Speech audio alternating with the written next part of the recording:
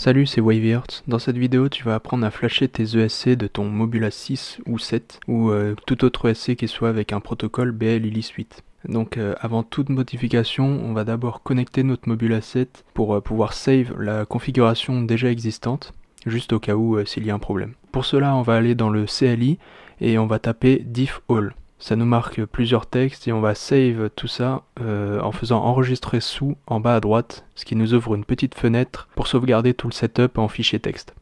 On va ensuite se rendre sur BLLI Configurator. Je vous mets le lien du logiciel dans la description, évidemment. On va d'abord connecter notre drone et faire un read setup en bas à droite. On voit alors nos 4 ESC à droite avec leur nom et leur version de firmware. Il va falloir relever le nom des ESC. Ici, c'est des SH50 et on peut voir qu'ils sont en version 16.7. Du coup après on va aller sur la page GitHub des firmware, je vous mets le lien en description évidemment, et on va choisir la version qu'on veut flasher. Ici je vais prendre la version 16.77 qui est aussi dite la fameuse flash en 48 kHz.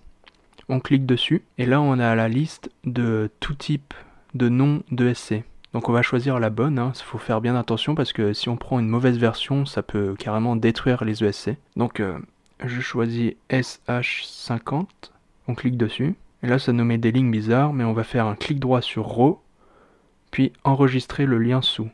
Ça nous ouvre une petite fenêtre et on va pouvoir sauvegarder le fichier en fichier.exe. Vous lui donnez le nom que vous voulez, ça change rien, et on fait enregistrer. On retourne dans BLLI et on va maintenant flasher les ESC, ça y est, plus de retour arrière à ce point.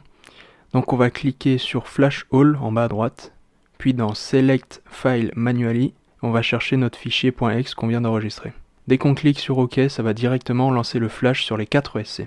Ça va prendre un petit peu de temps, donc je vous fais une avance rapide. Et une fois que c'est fini, on peut voir la nouvelle version du firmware qui est à côté du nom. On peut alors se déconnecter de BLLI et on va passer sur Betaflight pour finaliser quelques paramètres.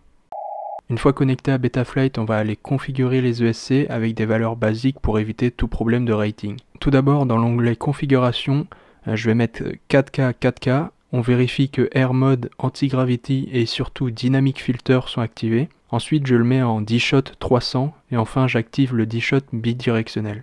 Très important, juste en dessous, le Mobula 7 a des moteurs avec non pas 14 mais 12 aimants, donc on va rentrer la bonne valeur. Et avant de quitter, on sauvegarde à chaque fois évidemment en bas à droite. Avec ce qu'on vient de faire, on peut maintenant passer au calibrage des ESC. Du coup, on va dans l'onglet Moteur, où on peut voir d'ailleurs la vitesse de rotation des moteurs et le pourcentage d'erreur des moteurs. Pour les calibrer, rien de plus simple que d'activer ici, enlevez vos hélices surtout et ne branchez pas de batterie pour l'instant. On met le master à fond, on branche la batterie, ce qui va nous faire le début des bips des ESC. Et enfin on remet le master à 0 et on pourra écouter la fin des bips des ESC. Voilà, nos ESC sont enfin calibrés. On peut alors tester un par un nos moteurs pour voir s'ils fonctionnent correctement et s'ils sont chacun dans le bon sens et dans le bon ordre selon la numérotation du schéma qui se trouve juste au-dessus. Et enfin la dernière étape, on va pouvoir passer à la partie la plus importante, le filtrage dynamique. Pour ça, on va passer dans l'onglet PID et dans Réglages de filtre.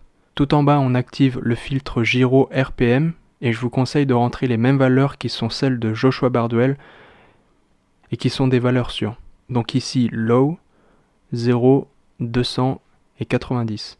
Tout le reste des réglages, c'est selon vos envies et besoins, notamment sur le filtrage et les PID. Bon sur ce c'est terminé, c'était pas bien compliqué.